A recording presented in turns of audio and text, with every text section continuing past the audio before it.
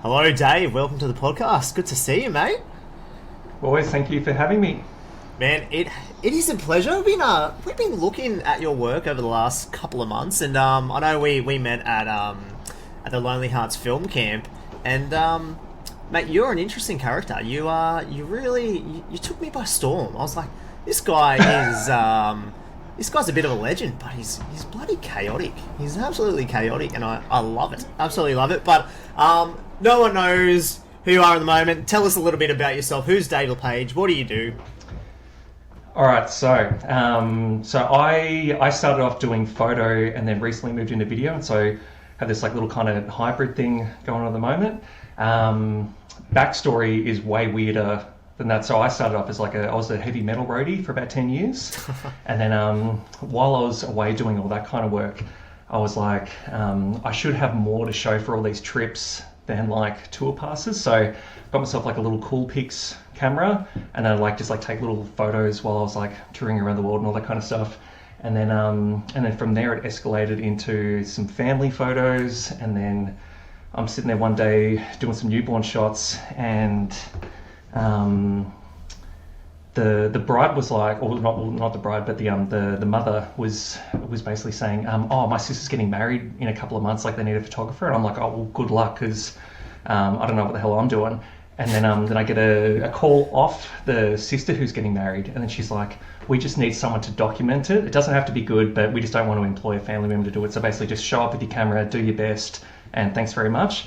So I'm like, all right, cool, where's the wedding? And they go, Hawaii. And I'm like, get fucked. Like, I'm not like flying to the other side of the world to like shoot a wedding. Like, I have no idea what I'm doing. And they said, you just have to take some pics, like no pressure or anything like that. So, so I'm used to hanging out with 75 ferals on tours through Europe and all that kind of stuff. And then the next minute, I'm sitting there like on the beach as a bride's walking down. I'm just sitting there going, what the fuck am I doing here? Like, this is just the weirdest transition possible. And so I did that, really enjoyed it. And then I thought, oh, maybe this can be an option, because number one rule with being a roadie is that you need an exit strategy. Like, if you've been on a loading dock and you see Slayer's road crew, and they've all got eye patches, and they all pretty much look like they have fucking scurvy and all that kind of stuff, it's not a good place to spend your last working days. So I'm like, I need to get the fuck out of here. So what's my next step? And because I can't sit still, I'm not used to having an office job, I thought wedding and destination photography could be an option for me. And then it just kind of started slowly building from there, and now that's what I kind of do full time. So I didn't know anything about weddings until I'm sitting there shooting one. How about getting your first wedding in Hawaii? What the hell? It was crazy. Yeah. So what's even weirder is that you've said you were photographing a newborn, like Dave Lepage doing newborn babies. Yeah, well, no, it was just some friends had a kid, and so they're like, oh, we need a couple of photos of it. So I'm sitting there going, well, I own a camera, but So I mean, I think that's how most people fall into it, but just my origin was just way weirder, kind of heading into there, and so I was kind of doing both for a couple of years, and then once it got to the point where it looked like I was going to make the same amount of money doing wedding photography, I kind of told all the band people, I go, well, I'll just give you a year's notice, and this could be the end of it. So both worlds, if you meet me at a wedding, I'm obviously in wedding mode, but then if you meet me on tour, I'm in tour mode, so that both worlds couldn't understand what the other side was. But I don't know, it might have just been a different perspective that I brought to weddings, having not spent any time at them before I started shooting them. So I just all I thought to myself was, fuck, who would ever shoot my wedding? And I just thought that wedding photography was just kind of such a daggy genre that I didn't really want to ever be involved in. And so I thought, well, if that's how I feel, there's got to be people that feel like me, and what service can I provide them? Because I just felt like there was this kind of where was I in that market? And I would struggle to find me. So I kind of thought, well, maybe I just kind of do what I would like for myself as far as a service, and it kind of just went apeshit from there. That's amazing, man. And it's good that you come into it with a fresh set of eyes, because you're not influenced by others in the market as well. And I know what you mean. I come straight in from into wedding videography from a travel videography background, doing a lot of forward drive stuff, a lot of travel stuff. But weddings was oh, look, I don't want to do a 5-minute montage of couples kissing. That's just not me. Yeah. no slow mo. I wanted something that was fun, something that like related to me, but something that I can bring my own like personality into it as well. And obviously it's a style that grows over the years, but yeah, I love that because you're so invested in what you want to do because it's passionately you, and it's applying the things that you love into your art. Yeah, I think so. I mean, I was like, I shot my first wedding at like 34 or 35 years old. And so again, I just had no idea what it was meant to be. And so I just kind of went, oh, well, I'll just do my version of it, which isn't like I'm not doing anything that's like too far left of center, but it's more the back end stuff that I kind of pride myself on, and that's more like engagement with the couples and that kind of stuff. Like I do a lot of pre-shoots with them, and it's not even that that the couples so much need interaction with me, but I need interaction with them because I'm just one of those people who can't really walk into a room and own it. Like I need to know everyone there and all that kind of stuff. So it gives me a more enjoyable experience, kind of knowing everyone as well. And so and the problem with like high volume industry like weddings where you kind of like constantly meeting brand new people every day, I struggle with that. So I'm just like, I need to like meet my couples, so that's kind of where all the pre-shoots come from. Because because I can't walk in and just go, I'm Dave, let's do it. Like I kind of like need to start slowly building a rapport with people. So so that's my kind of funny little take on it. We'll get into that. Sorry, mate, you go. Oh no, we'll keep rolling. I just have lots of questions about pre-shoots because obviously I call them engagement shoots, you call them pre-shoots, some people call them adventure sessions, and I'm a massive fan of them. If you've listened to the podcast before, you would have known that I probably harped on a little bit about how much I love an engagement session, how much better is that English? I don't know, but how like better the experience, I guess, is for the people that we're capturing as well. But not only for the experience for them, but also the experience for us too, and like what the wedding day looks like. From your experience, like, you know, because you're obviously very, like that's something that you kind of, I guess, it's a requirement, I suppose, for you in terms of like, for you to shoot the wedding better for them, you want to do an engagement session or a pre-wedding shoot with them. In the times where you haven't done it, what's the difference between doing a session with them pre or not doing a session with them pre on the wedding day itself? I think for me, I have, what I would just call a fuck sense of humor. So it's hard for me getting laughs out of couples if I don't know where they sit on that scale, I guess. So I can, and again, with like associate shooting and all that kind of stuff, I have walked into dry rooms where I just don't know anyone there and all that kind of stuff. And I can play the character of an accommodating, nice photographer, but I just really need to know those in-jokes and all that kind of stuff. So, for me, like, basically, like, on those pre-shoots, I'm having conversations with, like, what's been the biggest pain in the ass in the lead-up, blah, blah, blah, any nightmare family members I need to know about. So, like, so I'll sit there and go, oh, that's totally Auntie Sue or something like that. So, like, I want to know everything about it. So, like, that way, like, a lot of my approach is kind of... when I start off with couples, I'm kind of basically saying, we're going to kind of like take the piss out of wedding photography a little bit. We're just like, there's no pressure or anything like that. We're just going to kind of root around until we find a comfortable flow. And so I really need to do that beforehand, because if I walk into a dry room, if I say something that I think is appropriate for getting a laugh, it could just completely miss. And my whole thing is that, like, customer service versus customer experience is that I can walk in and do a really good job on the day, but customer experience is way more important to me. So if we have the same humor and we kind of have these this rapport ahead of time, when you look back those photos or the footage, the experience of that is more enjoyable than just a good result, because there's no point having a really good photo if it was awkward as fuck having it taken. All you see is the awkward. Everyone else sees a great photo. All you remember is the experience of that photo. So for me, again, trying to get to know everyone, it creates a better experience, because we're all really good at service, but when you look back on that moment, everyone else thinks it's a great photo or great footage, but you might be sitting there going, fuck, that was the most cringe 10 minutes of my life, or anything. So I'm always trying to avoid those scenarios. Yeah. That is music to our ears. Like, I absolutely love that. We're all about the client experience, because, like, as you said, like, we all know how to shoot, right? Like, so it's the shooting aspect is not our issue, it's the experience for our clients. And if our clients having a good experience, or if it means something as simple as our clients coming and enjoying having a moment with us, like, you know, in a pre-wedding shoot or an engagement session, like, and then the experience on the day for them is that much better and it's heaps more elevated, like, why would you not do it? I definitely push a lot of my couples. Like, obviously, yes, if it suits your budget and all that sort of stuff, like, you know, to do that engagement session, because it does make your wedding day so much better. And like, I find the end result for anyone who's done an engagement session to just like at the end of the wedding, you're like, it's so much easier. Like, it's just 100%. And then also, no one stood in front of a professional photographer before. Yeah. Like, and so the first 10 minutes are fucked. Like, they're like, what do I do with my hands? All this kind of stuff. You do all that 3 months early, and then on the day, they're just like they just go, I stand here, I do this, because you don't want to dread any moment of your wedding day. And the first 10 minutes of photography is a dread for a lot of people, where they're like, fuck, I don't want to, like, I have no idea what to do. Yeah. This is going to be really awkward. Let's get all that out of the way early. And then also, the good thing about doing it 3 months early is all you've done is emailing, organising, paying bills, all that kind of stuff. You've kind of forgotten about what the wedding day was about. And so 3 months early, you go out on a back beach somewhere, you hold hands for a little while, we have a laugh, you have a pash, and then you go, oh, this is about us. Yeah. And we want to have fun. Kind of this like reset. Yeah. Totally. Well, there's this reset in the body language where all they've been doing is stressing about a wedding, and then when we go out there and do it, they go, oh, actually, this is about us. This isn't like about the entire thing. And so for me, it's a nice little connecting tool, because also, I mean, how often do you kind of spend an hour with your partner, like, intimately somewhere, like,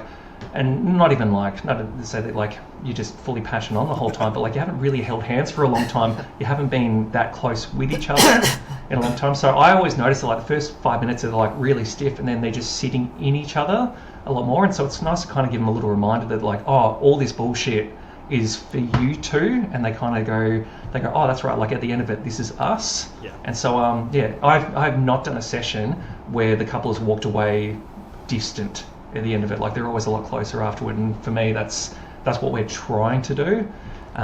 So do you find you've like built more of a connection like after that session, and you go into the wedding? 100%.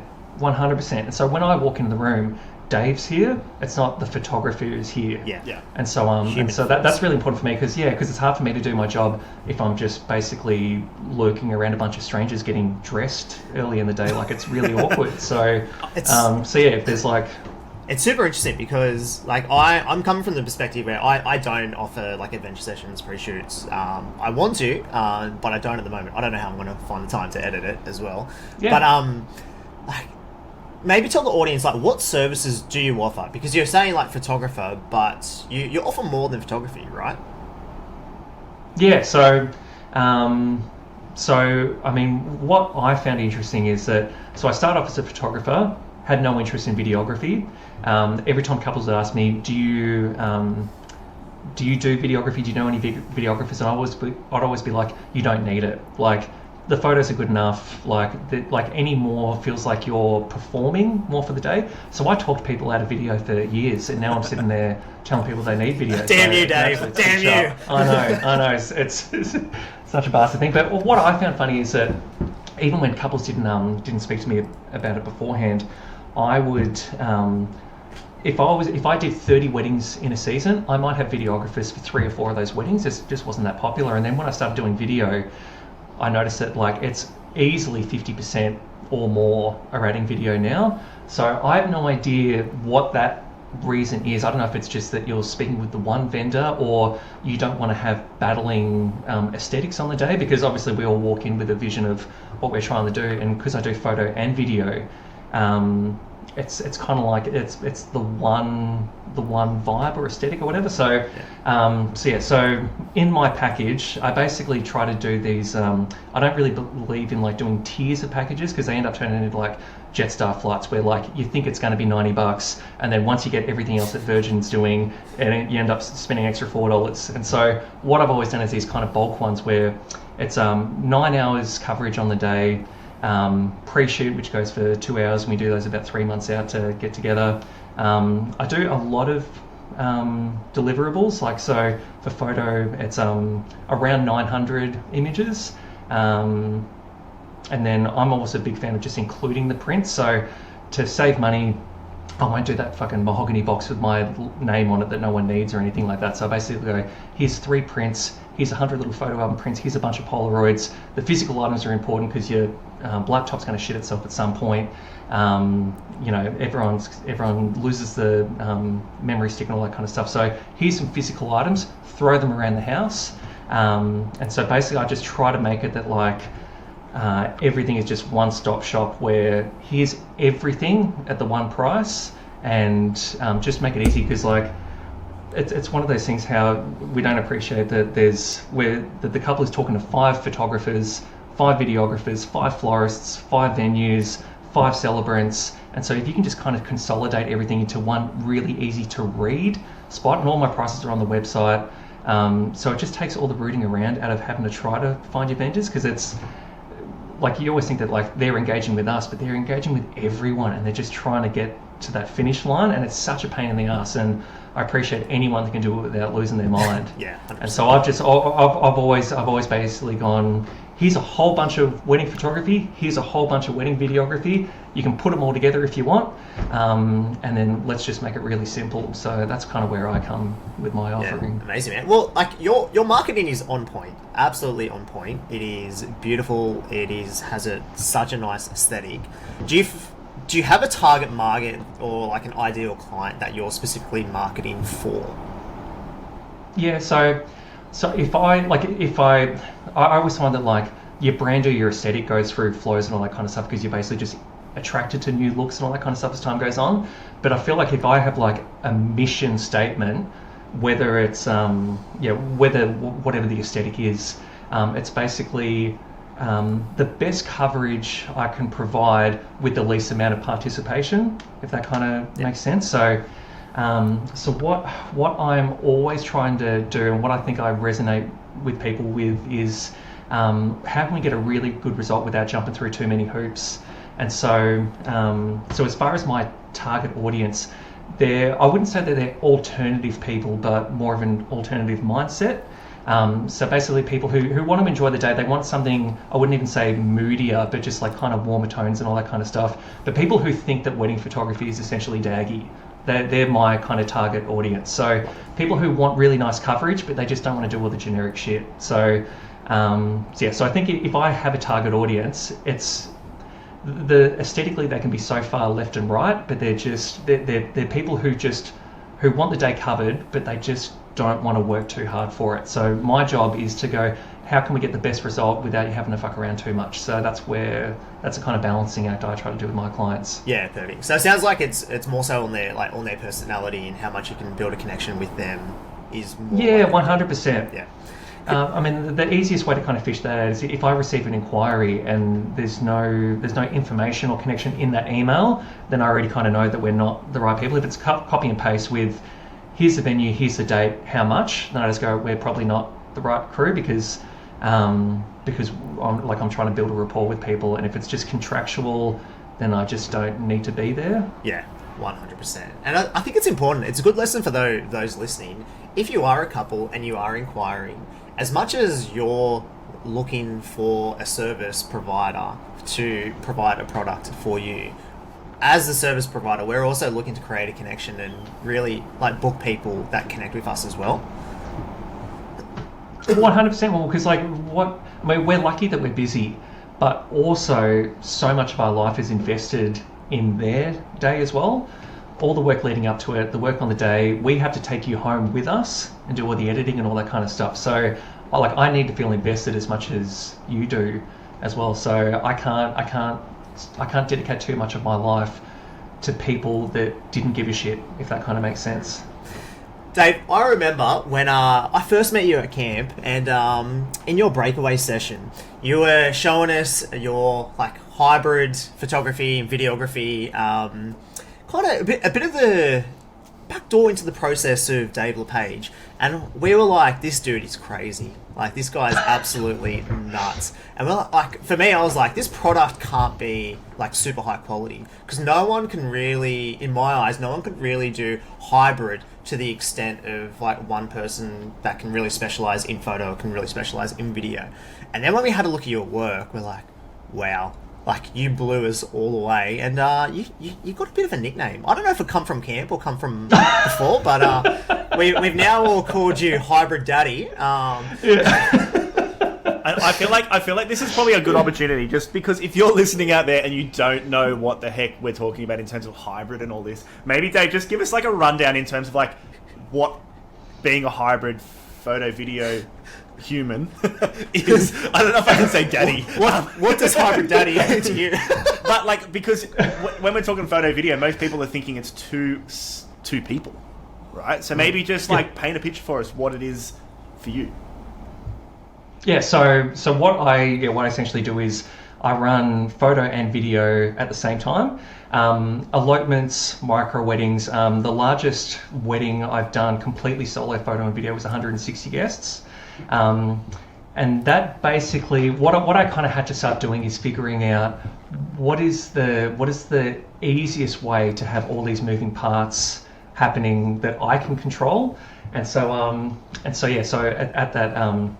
at that film camp, I kind of gave like a sneak peek into the whole process, and I did see people like sweating and shitting themselves, going like, "This is the dumbest thing we've ever seen."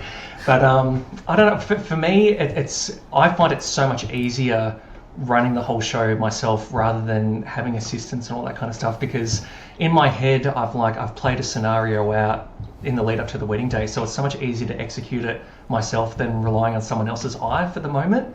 And also, I mean, the hybrid thing only came out of necessity because I wanted to start doing video.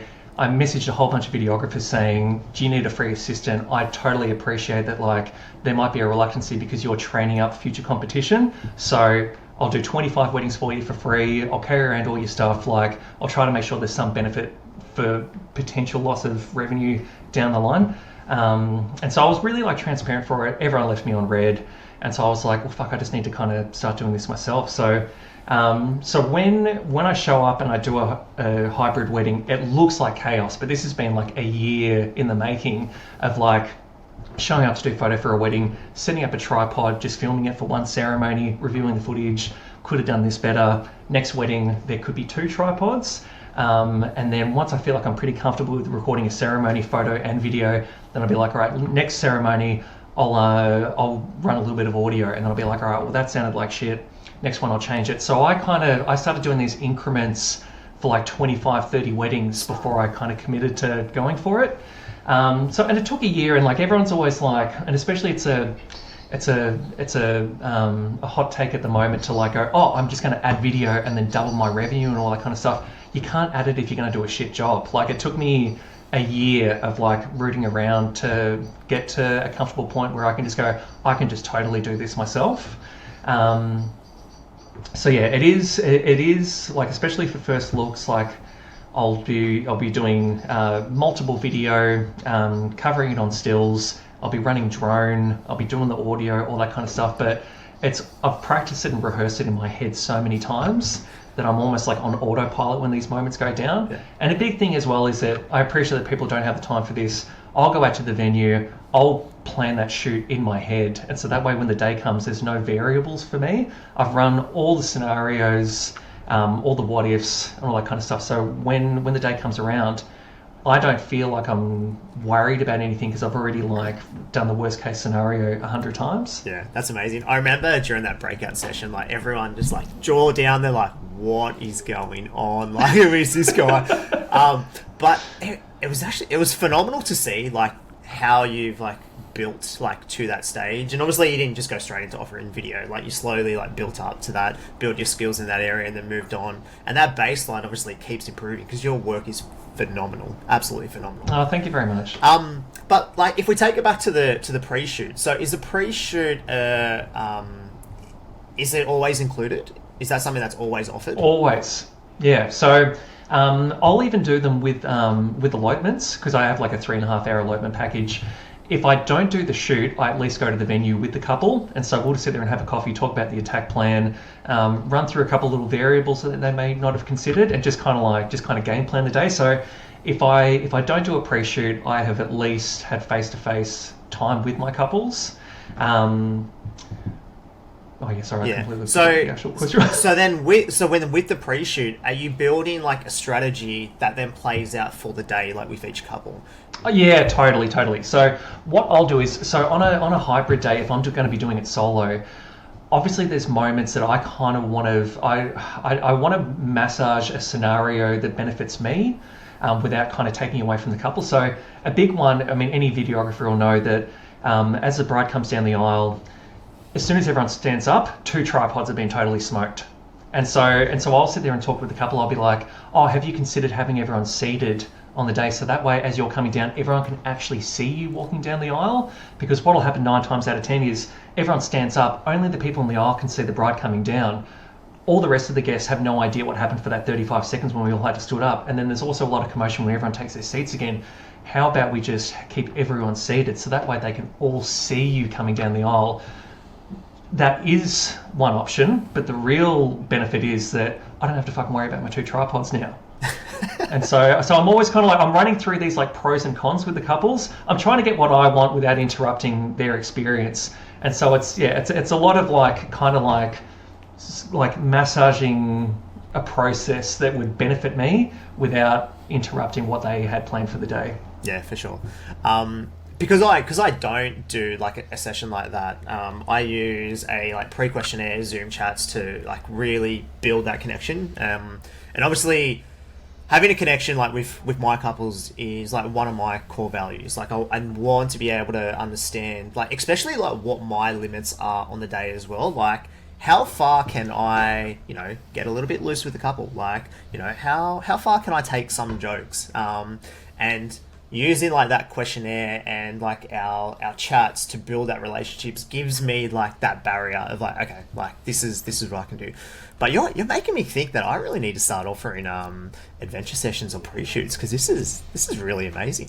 Yeah, totally. And also like, I mean, there's one member of the couple who's always stoked to be there, the other one who takes a little bit of work. And normally what I'll do is whoever I'm speaking with in the emails, I'll be like, like in the lead up, I'll be like, just quietly out of 10, how rough is it going to be getting the other partner out on the beach? And they're like, pretty reluctant. So I'm like, so I'll tell them, I go, just be aware that on the day, I'll be giving you a little bit less attention. You'll be kind of in the background, and I'll be working really hard. 9 times out of 10, it's the groom. I go, I'll be working real hard on the groom, and I'll be getting like kind of chummy with them. I'm not throwing you off to the side. They just need a little bit of extra work. So it's pre-shoots as well as like getting the couple in front of the camera and giving them something